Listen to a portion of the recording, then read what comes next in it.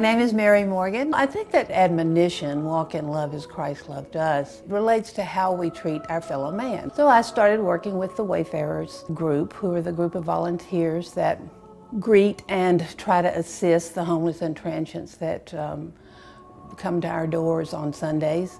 Some weeks we have very few. Some weeks, like last week, we had 20 in a relatively short space of time. We are not a homeless service agency at Christ Church. What we are trying to do is welcome people, pray with them if they need it, listen to their stories, which is often a lot of what they need.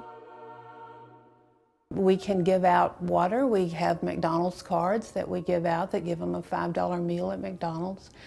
And those are the kinds of things that our contributions at Christ Church pay for. They are small things, but they are very meaningful for a great many of those people. But I do find it very rewarding for me personally at the micro level to be able to go home after my volunteer duty with the Wayfarers and think, well, I may not have done anything else today, but there are 4 people that got something to eat and a couple of people who got advice on where to go to spend the night off the street, and Christ Church has helped me to do that. So I get to feel good about what I'm doing, and what enables me to feel good about that is the fact that the Christ Church parishioners support those kinds of programs.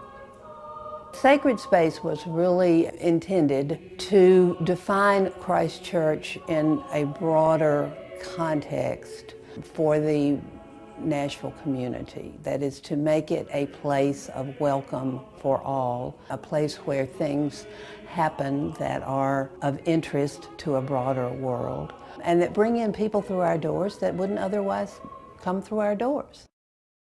I think we're at a time in the history of the country and in the life of the Nashville community, as well as in the life of Christ Church, where we do need to be even more thoughtful and prayerful about our giving and what our duty is when it comes to loving others as Christ loved us, because it's easier to do that in the good times. It's obviously harder to do it in the bad ones, but there's a lot more need out there when times are hard. So I think we should all be mindful, particularly of the times in which we live, as we make that decision this year.